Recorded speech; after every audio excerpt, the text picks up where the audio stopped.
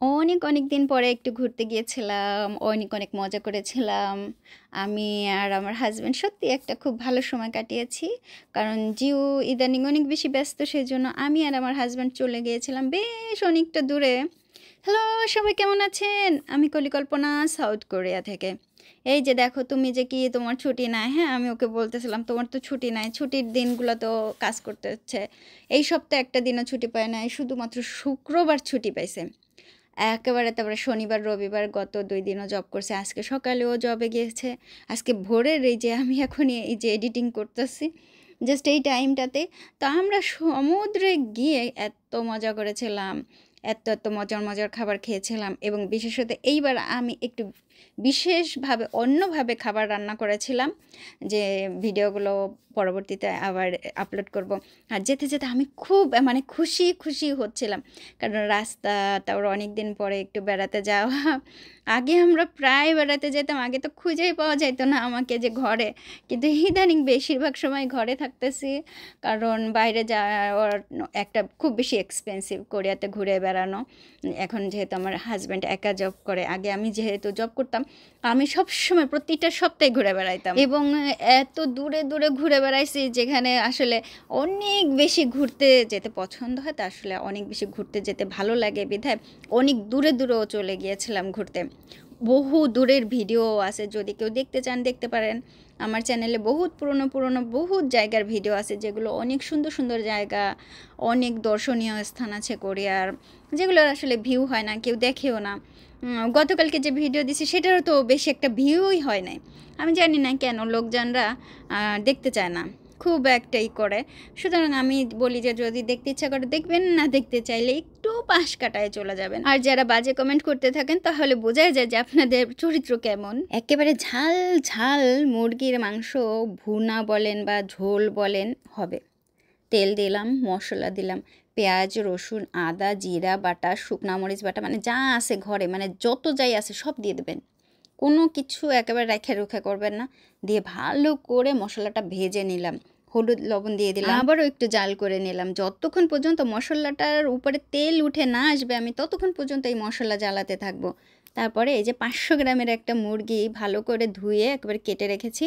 এখন এই যে ভাজা হয়ে গেছে যেহেতু, মশলাটা দিয়ে দিলাম।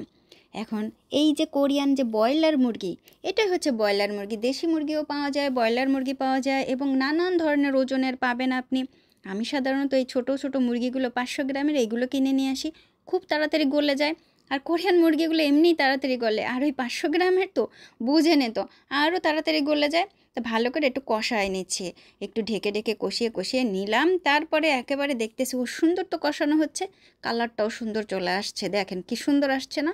তো এই মুরগিগুলোর আসলে দাম কত? 500 গ্রামের এই মুরগিগুলো, দুইটা মুরগি একটা প্যাকেটের মধ্যে থাকে, ওইভাবেই বিক্রি করে 1000 গ্রাম করে। ওইখানে লেখাই থাকে যে 1000 গ্রাম, ওই যে দুইটা মুরগি। এখন এই দেখেন তো ভাজা হয়ে গেছে সুন্দর করে, মানে কষানো হয়ে গেছে, দিয়ে দিলাম পানি। এইটাকে না এখন সম্পূর্ণভাবে আমি পানি টানাই নেব, তাহলে দেখতেও ভালো লাগবে, খাইতেও ভালো লাগবে, টেস্টও অনেক বেশি হবে। অনেকেই বলতে পারেন যে আপু তেজপাতা বা এগুলো দিলেন না এখনও। আরে রাখেন রাখেন, একটু পরে দিচ্ছি। তা আমি একসাথে আবার এই যে আলুও দিয়ে দিলাম, কারণ খুব তাড়াতাড়ি হয়ে যাবে একেবারে। কি সুন্দর টকবক করে ফুটতেছে দেখেন তো, কত সুন্দর লাগবে। রান্না দুইটা কিন্তু বেশ বড় রাখছিলাম বুঝছেন, যে খাবো তো আমরাই খাবো বুঝছেন। আর যদি মেহমান আসে তো আসলো তো সমস্যা কি। ভালো করে গুটাই গুটাই গুটাই গুটাই দিলাম। তা আমার আবার চুলার পাশে সব সময়ের জন্য মরিচ থাকবে, কারণ আমি একটু ভর্তা টর্তা খাইতে পছন্দ করি। তারপরে যে কোনো সময় মানে কোনো একটা কিছু খাইতে ইচ্ছা করলে, ধরেন যে আম মাখা বা ওই যে আনারস আনলো, আনারস মাখা খাইতে ইচ্ছা করে, তখন তার মরিচ পোড়াইতে ইচ্ছা করে না, চুলার পাশের থেকে নিয়েই খাওয়া আরম্ভ করে দিই। তো আমার নিজের বানানো কিছু মশলা আছে, যেমন তেজপাতা, গোলমরিচ, দারচিনি, এলাচ, লবঙ্গ, জিরা, মানে যা আছে ঘরের মধ্যে বুঝছেন, সব একেবারে হালকা করে একটু ভাজা দিয়া গুঁড়া করে নিয়ে এই যে দিয়ে দিছি, দেখছেন? এইটা হচ্ছে সেই লেভেলের টেস্ট।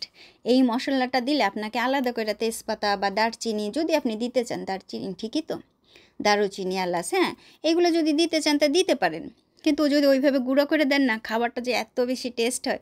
রান্নাটাও হয়ে গেছে প্রায়, দেখেন তো টকবক করে ফুটতেছে, কী সুন্দর আমার দেখা যাইতেছে। ও মা, দেখেন তো এই যে হয়ে গেছে, কী সুন্দর হয়েছে, আলুটাও গলে গেছে দেখেন। সেই লেভেলের টেস্ট হয়েছে। কালারটা কেমন হয়েছে বলবেন কিন্তু অবশ্যই। আর যদি মনে করেন যে কল্পনা আপার বাড়িতে এই মুরগির ঝাল ঝোল খাইতে আসবেন, চইলা আইসেন। আমি যখন মাঝে মধ্যে কোরিয়ান কিমচি তৈরি করি তখন দেখা যায় যে সারাটা দিনই ২-৩ পদের করতেই থাকি। আবার ৪ পদেরও করি মাঝে মধ্যে।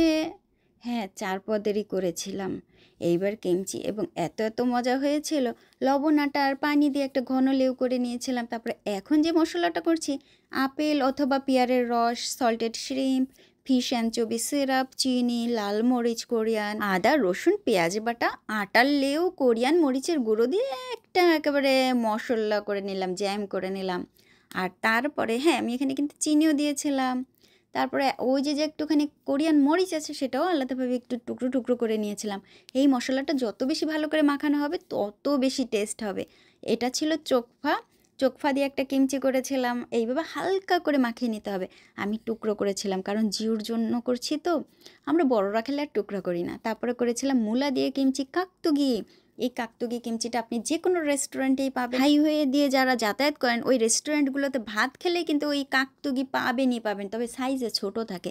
আমাদের ঘরের সাইজ একটু বড় হয়ে গেছে বুঝছেন, ঘর তো এই জন্য বড় বড় করে টুকরা করে ফেলছি। কোরিয়ান মূলগুলো কিন্তু মিষ্টি স্বাদের হয়ে থাকে, খেতে কিন্তু সুস্বাদু। তারপরে করেছিলাম মূলা শাক দিয়ে কিমচি। ভাই মূলা শাক, ছোটো ছোটো মূলা শাক কিনে নিয়ে আসছিলাম বাজার থেকে, খুব ভালো করে ধুয়ে ঠুয়ে ওই মশলা দিয়ে এই যে দেখেন এখন কিমচি করে নিলাম। এখন অনেকেই বলতে পারেন এই যে কিমচি আমি এক নাগারে তৈরি করছি কতদিন যাবে? ওই যে প্রথম যে চোখফাটা করেছিলাম ওটা 10-12 দিন রাখলেই ভালো যাবে, তার বেশি দিন হয়ে গেলে আর খেতে ভালো টেস্ট হয় না।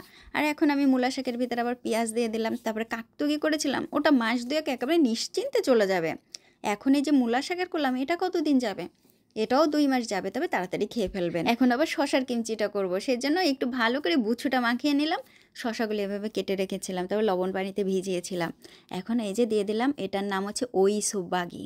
খুবই মজার, এই গরমের দিনে সবগুলো কিমচি হচ্ছে ঠান্ডার কিমচি এবং খেতে খুবই সুস্বাদু, খুবই মজার। এখন ফ্রিজে রেখে দেবো একেবারে সরাসরি, এখন আর রাত্রে বাইরে রাখবোই না। একেবারে গরমের দিন পড়ে গিয়েছে তো, রাত্রেও ভীষণ গরম। এই গরমে বাইরে যদি আমি কিমচি রাখি তাহলে আর কিমচির আর স্বাদ থাকবে না, কিমচির স্বাদই নষ্ট হয়ে যাবে। সুতরাং একেবারেই প্রথম থেকেই ফ্রিজে রেখে দেব, বেশ কিছুদিন নিশ্চিন্তে থাকা যাবে।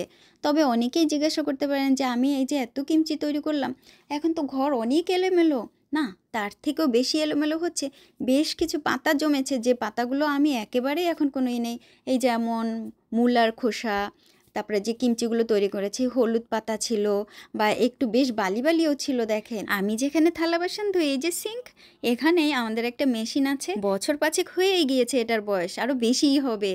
সেই সময় থেকে এখন পর্যন্ত আমি এটা এভাবেই ব্যবহার করি। খোসা সহ ভাত বা এই ধরনের কিছু এখানে একেবারেই ব্লেন্ড করা যায়, নিচে মেশিন আছে যেহেতু। কিন্তু যদি আমি ধরেন ওই যে শামুকের খোসা, মাছের কাঁটা, মাংসের হাড়, এইগুলো করতে চাই, এগুলো হবে না, এগুলো বাইরে গিয়ে ফেলে আসতে হবে। খুব সহজে কতগুলো কিমচি তৈরি করে ফেললাম আজ।